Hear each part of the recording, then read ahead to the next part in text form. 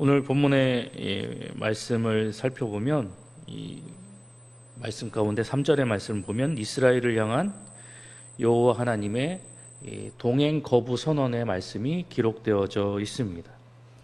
이제 더 이상 이스라엘과 함께 하시지 않겠다라는 충격적인 말씀이 3절에 기록되어져 있습니다.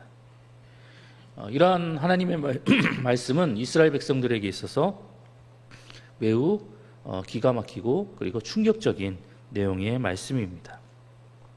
왜 이 말씀이 그들에게 충격으로 다가올 수밖에 없었던 것일까요? 그것은 바로 하나님의 동행 없이는 그들의 안전과 그리고 그들이 앞으로 누리게 될 복은 아예 생각조차 할 수 없는 일이기 때문이었습니다. 이로 인해서 이스라엘은 슬퍼하며 몸을 단장하는 그 장신구들을 다 제거하고 하나님 앞에 회개하며 나아가기에 이르게 되었습니다. 결국 이러한 이스라엘의 회개는 하나님의 마음을 돌이키게 하는 그런 모습을 불러오게 되었습니다. 이러한 이스라엘 모습을 통해서 우리는 애통하는 자의 심령을 외면치 않으시는 하나님의 긍휼하심과 자비의 모습을 다시 한번 깨닫게 됩니다. 계속해서 7절로 11절의 말씀을 살펴보면 이제 모세가 회막을 설치하고 그것에서 하나님과 만나 하나님과 교제하며 나아가는 그런 모습을 우리가 발견하게 됩니다.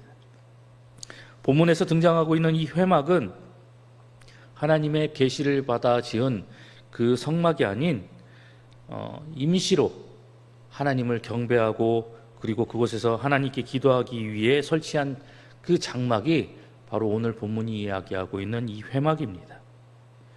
이 회막은 이 이스라엘 진영 가운데 설치된 그 성막과는 달리 이 진 밖에 설치되어져 있는 모습을 우리는 본문의 말씀을 통해서 발견하게 됩니다. 그런데 이는 이스라엘과 이 하나님의 관계가 현재 어떠한 상황인지를 단편적으로 보여주고 있는 그런 일례라고 말씀드릴 수 있습니다.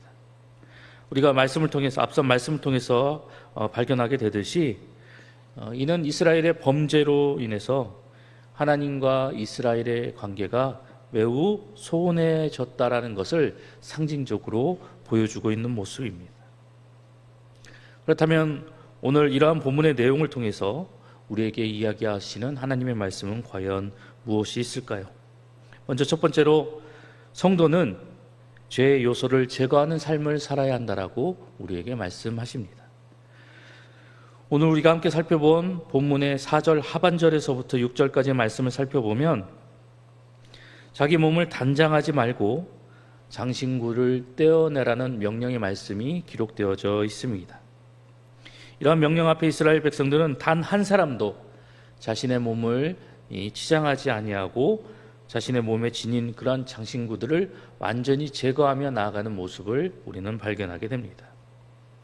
그런데 여기서 우리가 주의 깊게 살펴봐야 할 것은 오늘 본문이 말하고 있는 이 장신구는 당시 이 각종 형태의 신상들이 아로새겨져 있는 일종의 우상 숭배를 위한 신상의 도구가 바로 오늘 본문이 말하고 있는 이 장신구라는 사실을 우리는 기억해야 합니다.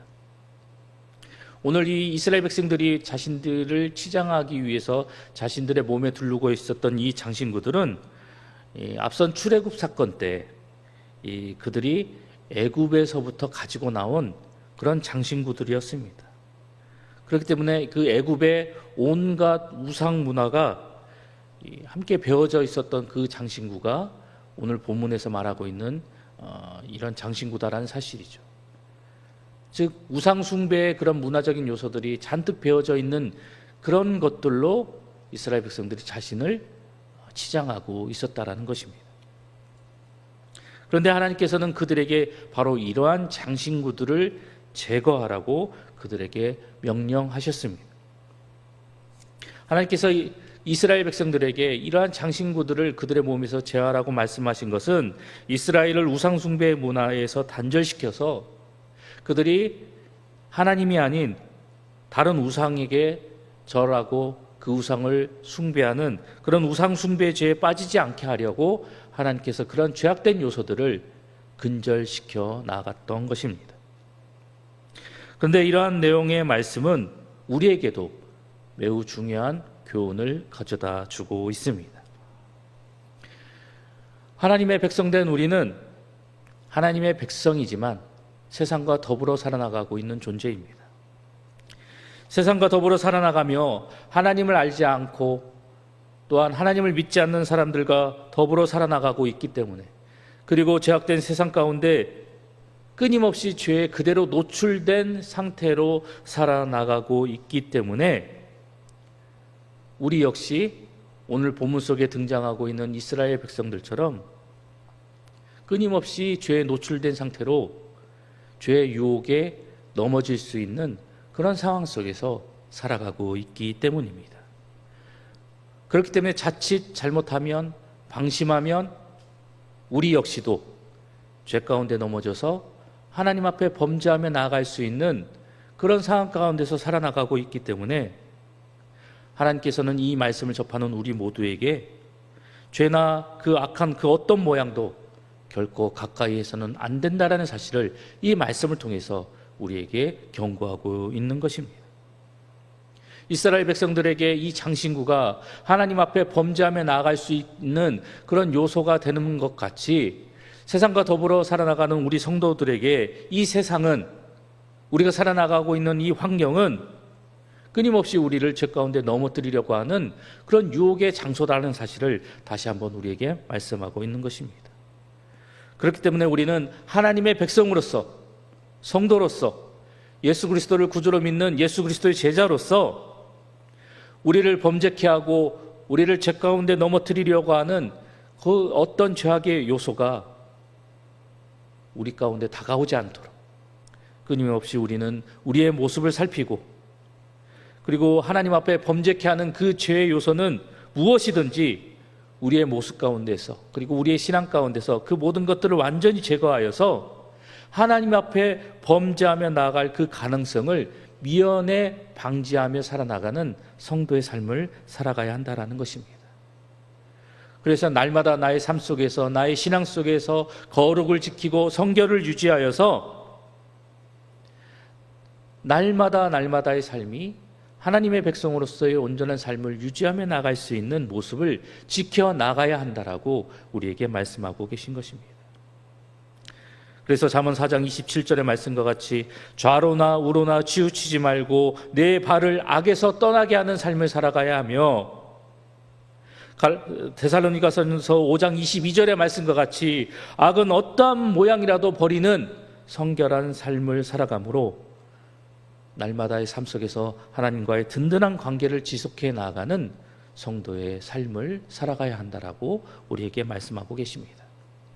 오늘도 우리에게 새롭게 허락하여 주신 이 하루 속에서 어떠한 상황과 환경이 우리 가운데 다가올지 우리는 아무것도 알 수 없습니다.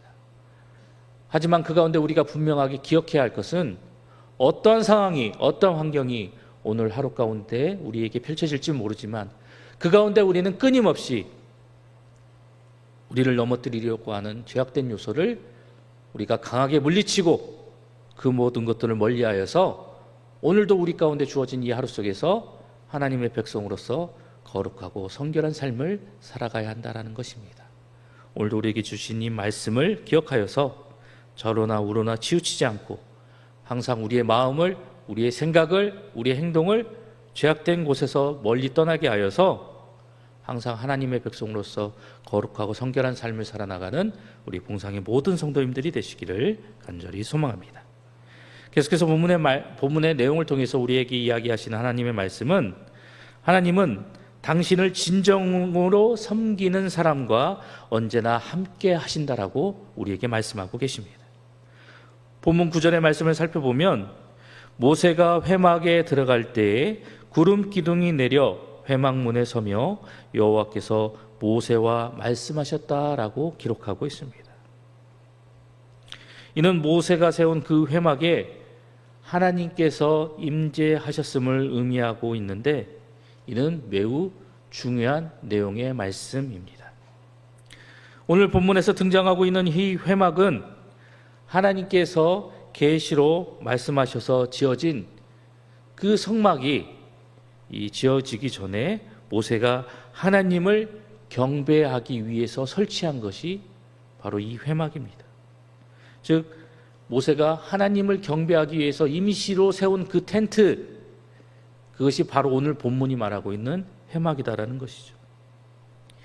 이 회막, 이 텐트는 당시 이스라엘 백성들이 거주하기 위해 만든 그 장막과 크게 다르지 않는 그런 모습의 이 장막이었습니다.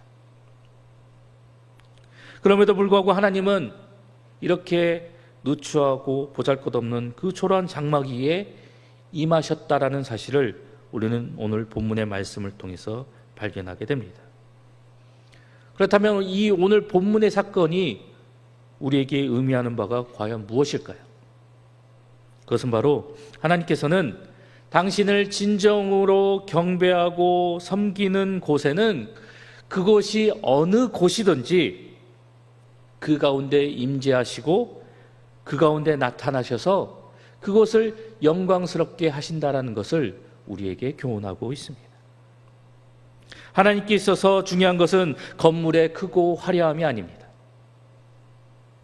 작고 보잘것없고 초라하다 할지라도 그곳이 진정 하나님을 아름답게 섬기고 진심으로 하나님을 경배하며 나아가는 곳이라면 하나님께서는 그곳에 임재하신다라는 사실을 오늘 이 사건을 통해서 다시 한번 우리에게 분명하게 말씀하고 계십니다. 뿐만 아니라 하나님은 우리의 화려한 겉모습이나 우리의 외형적인 요소들을 중요시 여기지 않는다는 사실을 다시 한번 우리에게 분명하게 말씀하고 계십니다. 우리의 겉모습보다도 우리의 외적인 요소들보다도 하나님을 향한 우리의 마음과 우리의 중심이 어떠한지를 더욱더 중요하게 여기신다는 사실을 다시 한번 우리에게 교훈하고 계십니다. 나를 사랑하는 자들이 나의 사랑을 입으며 나를 간절히 찾는 자가 나를 만나게 될 것이다라고 하나님은 다시 한번 잠언 8장 17절의 말씀을 통해서 우리에게 말씀하십니다. 이런 하나님의 말씀 앞에서 우리는 어떠한 마음과 어떠한 자세로 하나님 앞에 나아가고 있는지를 다시 한번 되돌아보아야 할 것입니다. 진정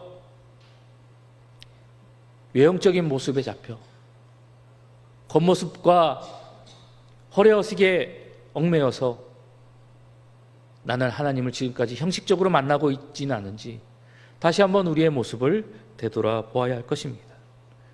지금까지 내가 겉모습으로 외형적인 모습으로 사람들의 눈을 의식해서 하나님 앞에 나아갔던 그런 안타까운 모습이었다면 오늘 본문의 말씀과 같이 그리고 잠언 기자가 우리에게 들려주고 있는 그 교훈의 말씀과 같이 다시 한번 우리의 모습을 돌이켜서 이제부터라도 하나님을 향한 뜨거운 열정과 간절함으로 하나님을 찾고 하나님을 만나고 그리고 하나님을 섬기며 나아가는 우리의 심령이 되어야 할 것입니다.